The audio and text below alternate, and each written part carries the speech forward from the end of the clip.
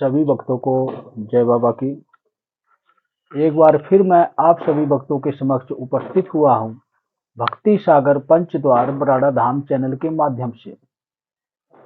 हमारे हिंदू धर्म का प्रतीक है भगवा, और जो भी हिंदू धर्म में रहता है वो सनातनी है, और खास करके इन्हीं सनातनियों के लिए यही संदेश है कि हमारा सनातन धर्म एक ऐसा धर्म है जिस धर्म के अंतर्गत सभी अनेकों प्रकार के धर्म आते हैं। कहने का मतलब मेरा ये है कि सिर्फ सनातन धर्म ही एक ऐसा धर्म है जिसकी संरचना स्वयं शिव ने की है, और इसी धर्मों के अंतर्गत ही अन्य सभी प्रकार के धर्म आते हैं। और जब यही धर्म ही कलंकित हो जाता है, जब यही धर्म ही अपवित्र हो जाता है, जब इसी धर्म के ऊपर ही कलयुग का प्रभाव हो जाता है, तब जाकर हमारे धर्म में भी पाखंड शुरू होता है।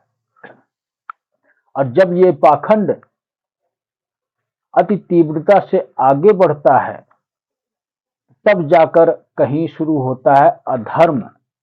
और जब ये अधर्म शुरू होता है, तब हर एक व्यक्ति मार्गदर्शन गलत देता है, और आज हमारे समाज में वही हो रहा है। एक पवित्र धर्म जो सत्य सनातन धर्म था, आज वो विलुप्त हो चुका है।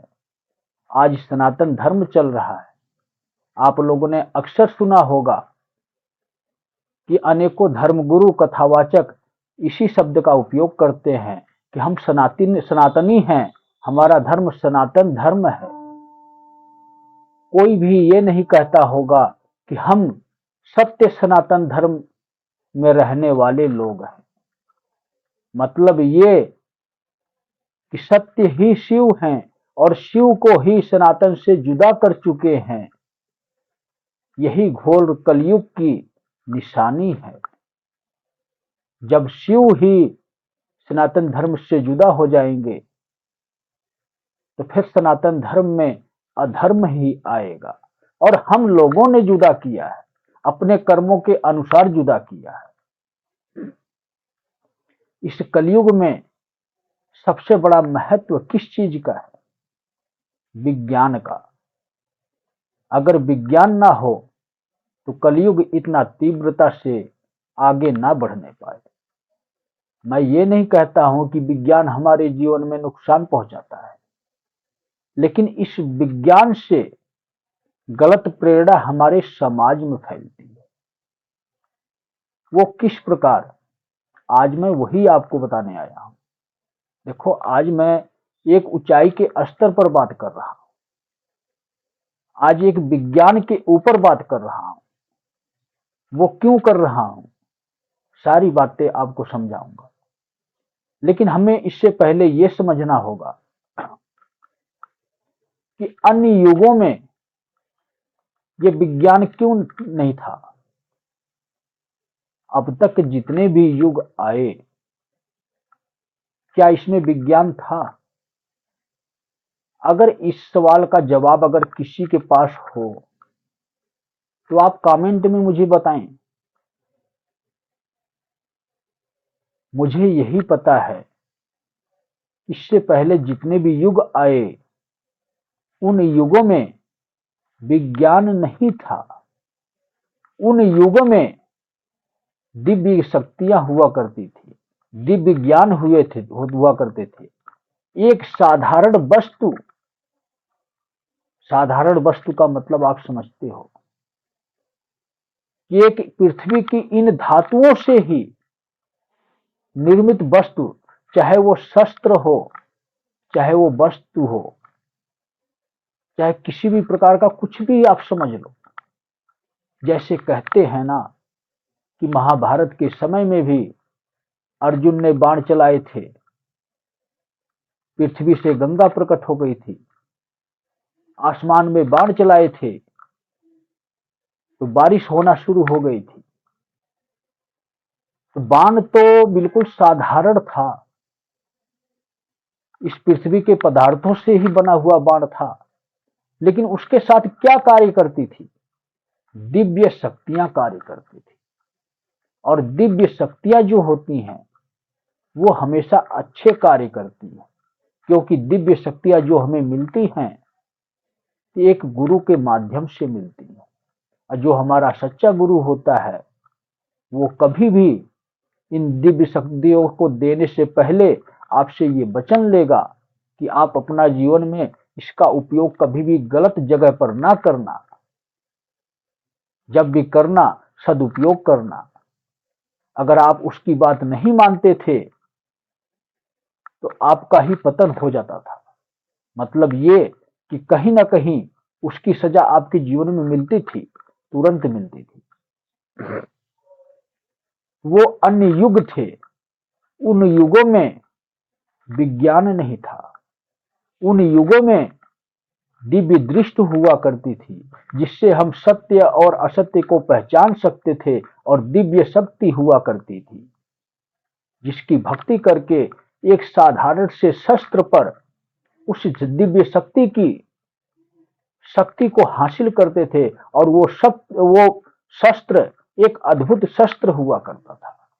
इस प्रकार से युद्ध लड़े जाते थे, इस प्रकार से अधर्मियों को परास्त किया जाता था। लेकिन आज कलयुग में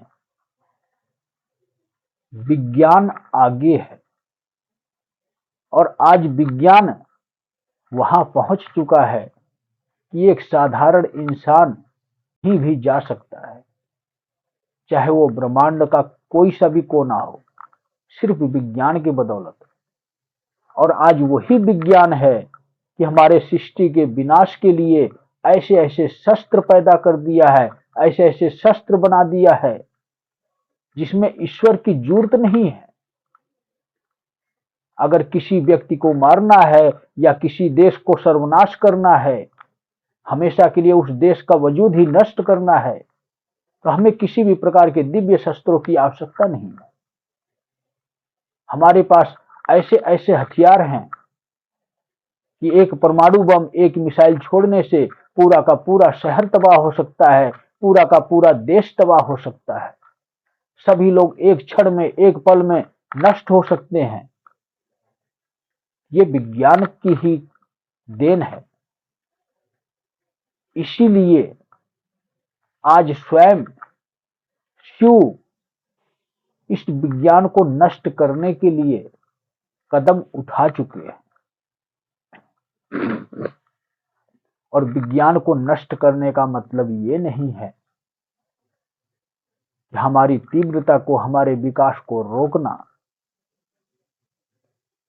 विज्ञान हमेशा इस कलयुग में कलयुग की इच्छा से चलता है। मतलब मेरा यह है कहने का कि विज्ञान कलयुग का एक बहुत ही बड़ा शस्त्र है, बहुत ही बड़ा शस्त्र है कलयुग का। और जब ये शस्त्र चलेगा तो विनाश तय है। और विनाश किसका होगा? हमारी सुख सुविधाओं का और हमारे प्राणों का। मतलब ये कि हमारा हमारा शरीर भी नष्ट होगा, और हमारे पास जितनी भी सुख सुविधाएं हैं वो भी नष्ट होंगी। ऐसा है ये विज्ञान। जिस प्रकार विज्ञान हमें सुख सुविधा देता है, उसी प्रकार विज्ञान हमें उतना ही मौत के करीब ले जाता है। जैसे कि मैं उदाहरण के तौर पर आपको समझाना चाहता हूं।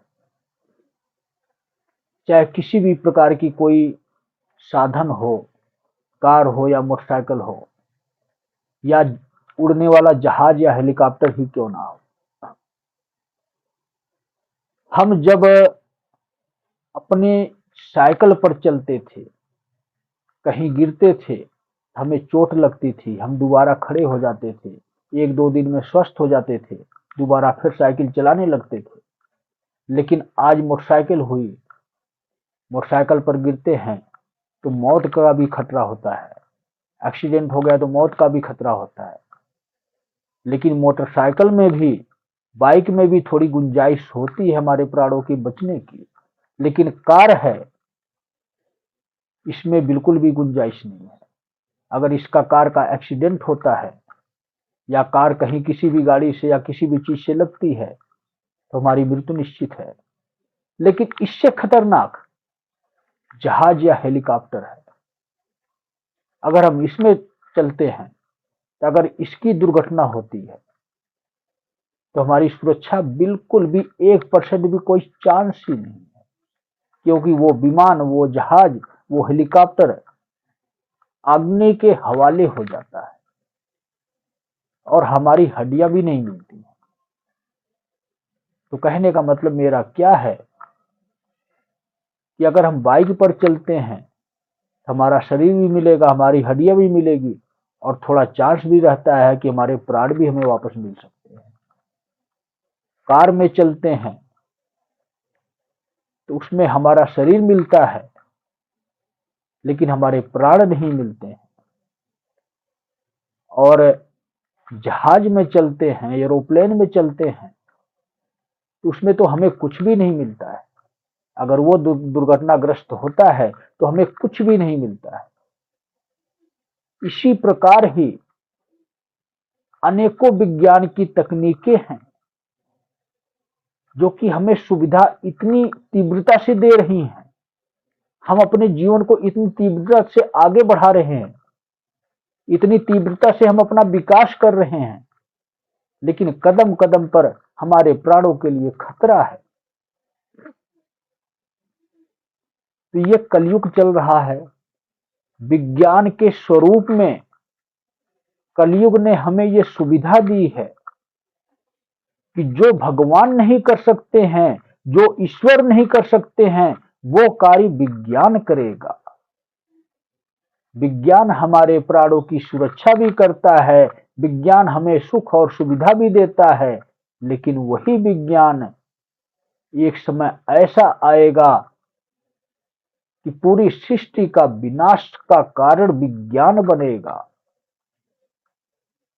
इसी विज्ञान की वजह से ही विश्व युद्ध भी होगा, क्योंकि आज वो शस्त्र तैयार हो चुके हैं जिनका इस्तेमाल होना आज तय है। एक समय ऐसा आएगा कि अनेकों देश आपस में ही लड़ेंगे और जिस शस्त्र का कभी उपयोग नहीं करना चाहिए उन शस्त्रों का ही मात्र 3 से 4 साल के अंदर ही उपयोग शुरू हो जाएगा। और जब इन शस्त्रों का उपयोग शुरू होगा तो लगभग 70% लोगों की मृत्यु हो चुकी होगी। इस संसार में जितने भी जीव हैं 70%, मात्र 25 से 30% लोग ही बचेंगे और जो बचेंगे वो सिर्फ और सिर्फ सत्य सनातन धर्म के बताए हुए मार्ग पर ही चलेंगे। तब उनके समझ में आएगा कि हमारा सत्य सनातन धर्म कितना महान है, अन्य धर्म ही विलुप्त हो जाएंगे। तो इसीलिए तो मैं बार बार आप लोगों को समझाता हूं कि आप किसी इंसान से बैर ना रखो, आप किसी धर्म से बैर ना रखो।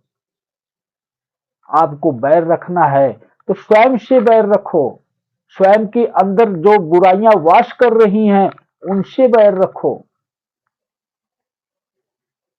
जब आप इस प्रकार का बैर रखना शुरू करोगे तो आपको परमात्मा की प्राप्ति होगी, और जब आपको परमात्मा की प्राप्ति होगी तो आपके जीवन की सुरक्षा होगी, और जब आपके जीवन की सुरक्षा होगी तब आप अपने जीवन के महत्व को समझ पाओगे और अपने जीवन में वो कार्य कर सकते हो, उन ऊंचाइयों पर जा सकते हो जहां आप जाना चाहते हो, और इसी विज्ञान के बदौलत ही जा सकते हो।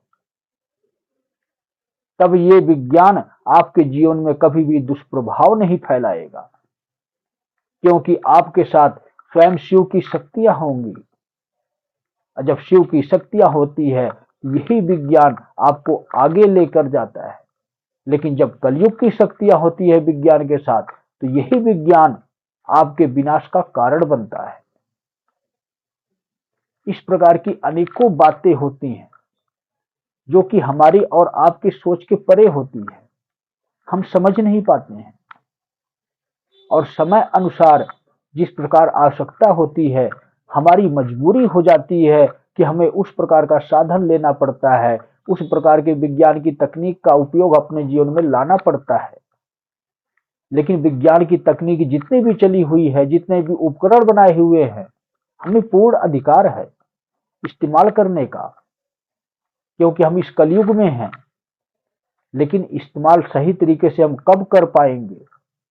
जब हम स्वयं शिव की शरण में रहेंगे, तब यही विज्ञान हमारे जीवन में खुशियां ले आएगा। अगर हम शिव की शरण में नहीं रहेंगे तो यही विज्ञान हमारे लिए विनाश का कारण बनेगा। उसी को कहते हैं कि एक्सीडेंट होना, दुर्घटना होना, तभी हमारे जीवन की सुरक्षा नहीं हो पाती है। अक्सर ये खबर सुनने को मिलती है कि आज फलाने आदमी का फलानी जगह एक्सीडेंट हो गया। ये क्यों हो गया? कि आपके पास वो शिव की शक्ति नहीं है जो इस विज्ञान को संभाल सके। विज्ञान की जो तकनीक आपको मिली है, तकनीक के स्वरूप में जो आपके पास गाड़ी है, जो आपके पास साधन है जिससे आप चल रहे हो, आप गाड़ी को चला रहे हो, लेकिन गाड़ी को चलाने वाला स्वयं शिव होता है। आप नहीं चला सकते हो गाड़ी को, आप गाड़ी में सवार होते हो। तो जब आप शिव की शरण में रहोगे तो आपकी जीवन की भी गाड़ी और आपके रास्ते में जो मार्ग पर चलती है, जो रास्ते पर चलती है, जो आपके जीवन की गाड़ी और सुख सुविधा की गाड़ी जो है, जब शिव चलाएंगे तो आपका जीवन ही बच जाएगा।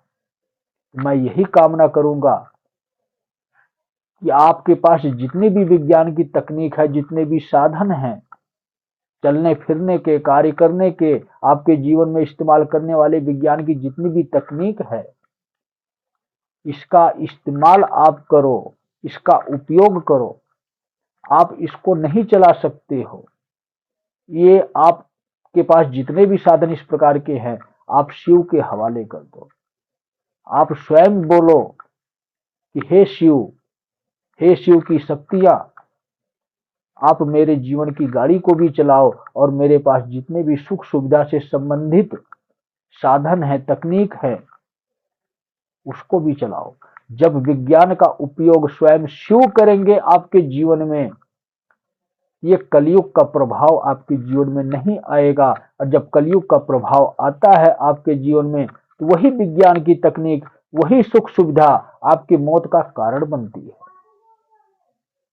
आपकी मौत ना हो, आपकी हमेशा सुरक्षा हो, तो इसके लिए आप दिव्य शक्तियों का भी इस्तेमाल करो। और ये दिव्य शक्तियां आपको सिर्फ भक्ति से प्राप्त होगी। जब आप इस प्रकार अपने जीवन को व्यतीत करोगे तो कभी भी आप असफल नहीं होगे।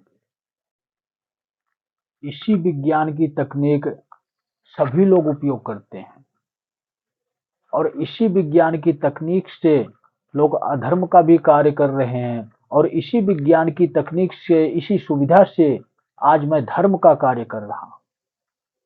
आप लोगों को ये सीख दे रहा हूं, आप लोगों को ये समझा रहा हूं। अब यही विज्ञान है, यही तकनीक है जो लोगों को वायरल करता है, जो अधर्म के मार्ग पर ले जाता है। और यही तकनीक, इसी सुविधा का उपयोग करके मैं आप लोगों को धर्म के मार्ग पर वापस लाना चाहता हूं, आपके प्राणों की सुरक्षा करना चाहता हूं, आपको ये समझाना चाहता हूं कि विज्ञान जितना सुविधा देता है, उतना ही हमारे जीवन में खतरनाक भी साबित होता है। इसका उपयोग हमें पता होना चाहिए और उपयोग करने का सिर्फ यही तरीका है कि हम परमात्मा की शरण में रहते हुए इसका उपयोग करें। जब इस प्रकार हम करेंगे तो यही विज्ञान हमारी सुरक्षा भी करेगा। आज यही कारण है कि साथ के साथ हमारे समाज में माहौल गर्म होता है। नहीं तो किस देश में क्या चल रहा है, किस प्रदेश में क्या चल रहा है, ये किसी को पता ही नहीं होता। अच्छी बातें समाज तक पहुंचाने के लिए यूट्यूब चैनल भी रोक देता है। लेकिन अगर कोई अफवाह की बात है, या कोई लड़ाई झगड़ा की बात है, या किसी संस्था में वाद विवाद हुआ है, या किसी जाति में वाद विवाद हुआ है, या कोई मर्डर हुआ है, इस प्रकार की बातें यूट्यूब चैनल हो या अन्य कोई चैनल हो, न्यूज चैनल हो, सभी लोग पूरे समाज को दिखाते हैं कि यहाँ पर ये हुआ। लेकिन कोई भी ये नहीं दिखाता है कि इस प्रकार से हम इस मार्ग पर चलेंगे तो हमें शिव की प्राप्ति होगी। तो जब तक आपके जीवन में शिव नहीं आएंगे तब तक आपकी सुरक्षा नहीं होगी। विज्ञान ही है जो कि अधर्म भी करवा रहा है, और इसी विज्ञान से ही आज मैं आप लोगों के समक्ष भी उपस्थित हो रहा हूं, आपको सही मार्ग भी दिखा रहा हूं। इस बात को समझना ये आपकी बस के बात नहीं है, ये एक रहस्य है, बहुत ही बड़ा रहस्य है। और इस रहस्य को जानने के लिए आपको भक्ति में जाना होगा। भक्ति की शक्ति जब जागृत होती है, इन रहस्यों से पर्दा हटता है, और जब पर्दा हटता है तो आप स्वयं देख सकते हो कि संसार में क्या कुछ घटित होने वाला है और क्या कुछ चल रहा है, हमारे जीवन में किस चीज का नुकसान होता है और हमें किस चीज से फायदा होता है। सारी प्रक्रिया आप देख सकते हो। हमने क्या देखा है, किसी भी न्यूज चैनल को आप देखो उठाकर, न्यूज चैनल में आज के समय में सिर्फ और सिर्फ बात को बढ़ा चढ़ाकर दिखाया जाता है। अगर 1 मिनट की कोई न्यूज है, न्यूज का मतलब क्या होता है? खबर, समाचार। और वही कहना कि खबर भी तो उर्दू शब्द है, इसका इस्तेमाल न्यूज चैनल वाले क्यों करते हैं? ये भी तो मुस्लिमों से जुड़ा हुआ है। तो ऐसी सोच नहीं रखनी चाहिए देवकी नंदन जी की तरह, जो कि हमें धर्म में बांटती हो। समाचार, खबर पहले भी आते थे, रेडियो में भी आते थे, टेलीविजन में भी आते थे, लेकिन सही तरीके से उस न्यूज को, उस खबर को रखा जाता था। जो सत्य होता था वही रखा जाता था। लेकिन आज के समय में सबसे बड़े पापी अधर्मी न्यूज चैनल वाले भी हो गए हैं। वो इसलिए कि एक खबर को, 1 मिनट की बात को इतना बढ़ा चढ़ाकर बोलते हैं अपने चैनल को चलाने के लिए। दिखाते सत्य हैं, लेकिन उसके ऊपर इतना पर्दा डाल देते हैं कि आप खुद भ्रमित हो जाते हो। सत्य न्यूज भी आपको समझ में नहीं आती है कि ये सब क्या हो रहा है। न्यूज चैनल का मतलब सिर्फ यही होता है कि सत्य जो हुआ है उसको नॉर्मल रूप से, साधारण रूप से समाज के बीच में रखा जाए, लोगों तक पहुंचाया जाए कि यहाँ पर ये दुर्घटना हुई है, यहाँ पर ये हादसा हुआ है, यहाँ पर ये धर्म का कार्य हुआ है, यहाँ पर ये अधर्म का कार्य हुआ है। सिर्फ सूचना देना ही, लोगों को बताना ही न्यूज चैनल कहलाता है, समाचार का चैनल कहलाता है। लेकिन आज किस प्रकार से दिखाया जा रहा है? वो खुद एक कट्टरपंथी तैयार कर रहे हैं। जिस प्रकार से कथावाचक या धर्मगुरु एक कट्टरपंथी तैयार कर रहे हैं, एक गुट बना रहे हैं, उन्हीं की बातों को ये आगे बढ़ा रहे हैं। इन्होंने कभी नहीं कहा है, कोई भी ऐसा न्यूज चैनल वाला हो जिसने ये कहा हो कि भारत देश में रहने वाले जितने भी धर्म के लोग हैं सभी एक समान हैं, सबको मिलकर रहना चाहिए। क्या ऐसा किसी ने कहा है? जिसको देखो वही यही शब्द कहता है, वही चैनल यही बात बोलता है कि कट्टरपंथी, धर्म विरोधी। कैसे आप लोगों ने धर्म विरोधी कह दिया? जो जिस धर्म में रहेगा वो उसी धर्म को मान्यता देगा। आपके धर्म को कभी कोई दूसरा धर्म मान्यता नहीं देगा। वो धर्म विरोधी कैसे हुआ? आपके धर्म में रहकर अगर आपके धर्म की बुराई करे तब वो धर्म विरोधी कहता है। और सबसे बड़ी बात ये विद्रोहियों का जो आप लोगों ने ये डायलॉग बनाया है चैनल वालों ने ना, यही कारण है कि एक दूसरे को उकसा रहे हो आप लोग, इन मुस्लिमों को उकसा रहे हो, इस्लाम में रहने वालों को उकसा रहे हो। विद्रोहियों, कट्टरपंथी शब्द का उपयोग करके ये आप लोगों की ही देन है कि बात कोई छोटी सी होती है तो उसको बढ़ा चढ़ाकर समाज के बीच में रखना और हमेशा मुस्लिम को छोटा दिखाना। ये विद्रोह तो आप लोगों ने ही पैदा किया है। सब ये मिली भगत होती है, एक दूसरे के सहयोग से होता है। जिसने जो शब्द अपने मुख से निकाला, चाहे धीरेन्द्र शास्त्री हो, चाहे देवकीनंदन हो, चाहे अन्य कोई कथावाचक ही क्यों ना हो, उस शब्द को न्यूज वाले, मीडिया वाले इस प्रकार से मसाला लगाकर पेश करते हैं समाज में कि देखने वाले के अंदर कट्टरपंथी तैयार हो जाती है। और आज उसी प्रकार के न्यूज देखकर हमारे समाज में हिंदू मुस्लिम हो रहा है। ये न्यूज वालों की गलती है। मैं तो सीधा एक ही बात कहूंगा कि जो भी न्यूज चैनल बात को बढ़ा चढ़ाकर पेश करता है, किसी एक धर्म को महत्व देता है, उस चैनल को गवर्नमेंट सरकार को बंद कर देना चाहिए। उस चैनल को ही बंद कर देना चाहिए।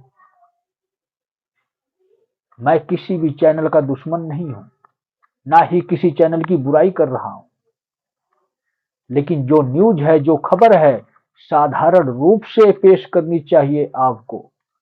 लेकिन आप लोगों का काम है कि 1 मिनट की न्यूज आधा घंटा तक बार बार उसी को रिपीट करके मसाला लगाकर उदाहरण देकर ऐसे समझाते हो कि अच्छे खासे लोगों की भी बुद्धि भ्रष्ट हो जाती है और उनके समझ में यही आता है कि मुस्लिम ने ये किया, हिंदू ने ये किया। मतलब ये कि हिंदू को देखकर मुस्लिम खुश नहीं है। अनेकों उदाहरण आप लोगों ने भी ऐसा दिया है। तो मैं क्या कहूं आप लोगों को। दूसरे नंबर पर तो सभी न्यूज चैनल वाले आते हैं जो इस प्रकार से मुस्लिमों की बातों को छोटा करना चाहते हैं, मुस्लिमों की बातों को रखने नहीं देते हैं अपनी स्टूडियो में। ये भी एक दुश्मनी पैदा करना ही होता है। आपका स्टूडियो है, आपका न्यूज चैनल है, आपके न्यूज चैनल में, आपके स्टूडियो में अनेकों प्रकार के धर्मगुरु आ रहे हैं, चाहे वो मुस्लिम धर्म से हो, चाहे वो हिंदू धर्म से हो। पूरी बात को सुनना आपका काम है और जो सही फैसला हो उसकी सपोर्ट करना आपका काम है। आपका ये काम नहीं है कि हमारा हिंदू धर्म बड़ा है, हमारा सनातन धर्म बड़ा है। आप लोग तो सीधा यही बात कहते हो।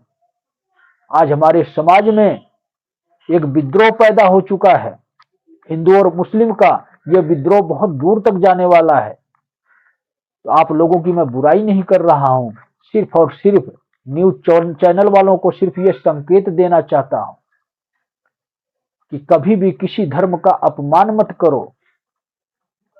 जब आप लोग ही अन्य धर्मों का अपमान करोगे चैनल के माध्यम से किसी धर्म को छोटा साबित करोगे, वो धर्म कभी भी छोटा नहीं होगा।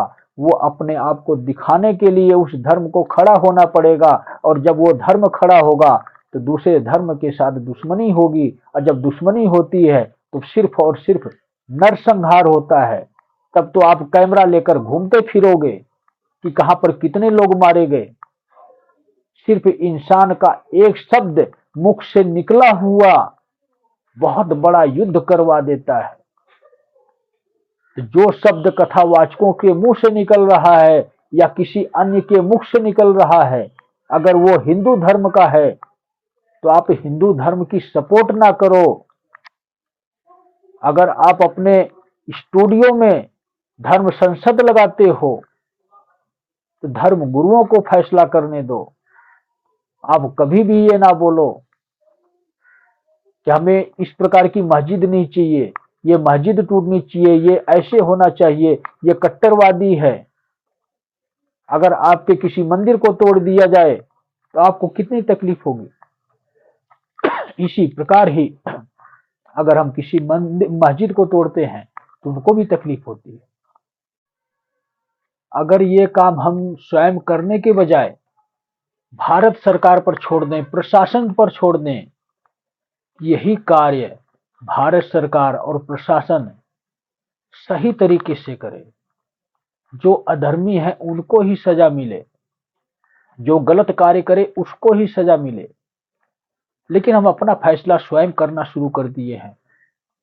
आज कोई हिंदू धर्म को जगा रहा है, तो कोई मुस्लिम धर्म को जगा रहा है, तो कोई बौद्ध धर्म को जगा रहा है, तो अभी जो है थोड़ी समय बाद सिख धर्म को भी जगाने वाले आ जाएंगे, ईसाई धर्म को भी जगाने वाले आ जाएंगे। और जब सारे धर्म जाग जाएंगे तो क्या होगा? फिर तो विनाश ही होगा। मेरी बात आप समझने की कोशिश करो। मैं किसी चैनल की बुराई नहीं कर रहा हूं, मैं सिर्फ और सिर्फ इतना कह रहा हूं कि आप समय का इंतजार करो। युग परिवर्तन का समय चल रहा है और इस युग परिवर्तन में बहुत कुछ घटित होने वाला है। और हो सके तो न्यूज चैनल वालों को मैं यही गुजारिश करना चाहूंगा, यही निवेदन करना चाहूंगा कि आप किसी भी न्यूज को बढ़ा चढ़ाकर ना दिखाएं। जो सत्य है, जो घटित हुआ है, उसको साधारण रूप में दिखाएं। जिस प्रकार से पहले जो हमारे भारत सरकार का चैनल था, न्यूज चैनल जिसको हम नेशनल के नाम से जानते थे, नेशनल चैनल जिसको कहते थे, उस नेशनल चैनल में जब न्यूज की खबर आती थी तो सिर्फ एक व्यक्ति आपके समक्ष टीवी में आता था और सारी न्यूज चैनल दिखाता था और घटनास्थल भी दिखाता था। लेकिन आज दिखाने का प्रक्रिया सारा बदल चुका है। आज भ्रमित करने का तरीका लोग ढूंढते हैं कि पब्लिक कितना बेवकूफ हो, कितना बेवकूफ बने, हमारा चैनल कितना फास्ट चले। यही साबित करने के चक्कर में सत्य विलुप्त हो चुका है और इसीलिए न्यूज चैनल वाले भी छोटी सी बात को बहुत बढ़ा चढ़ाकर दिखाते हैं। और यही सत्य है।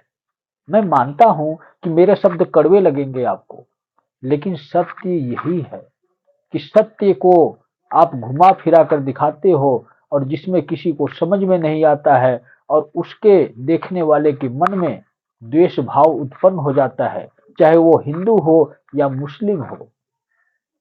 सिर्फ यही चल रहा है आज के समाज में, आज के समय में। तो मैं यही निवेदन करना चाहूंगा, जो सत्य है उसको साधारण रूप में दिखाएं। अभी अनेकों सत्य आपके सामने आने वाले हैं। इस दुनिया में क्या कुछ घटित होने वाला है सभी न्यूज चैनल वाले देखेंगे। तो मेरी इच्छा सिर्फ यही है कि आप सत्य दिखाने की कोशिश करें। आप ये ना देखें कि ये हिंदू धर्म है और ये मुस्लिम धर्म है, ये सिख धर्म है, ये ईसाई धर्म है। सत्य सिर्फ शिव है और शिव का मार्गदर्शन है इंसानियत, चाहे वो किसी भी धर्म से हो। तो आप चैनल वाले हैं तो आप इंसानियत का उपयोग करें, चाहे किसी भी धर्म से हो, कोई भी व्यक्ति धर्म गुरु हो या धर्माचार्य हो, सबके साथ मान सम्मान के साथ पेश आए। और मान सम्मान के साथ बात करें और लोगों की बातों को भी रखने का अवसर दें। तो सभी भक्तों को जय बाबा की।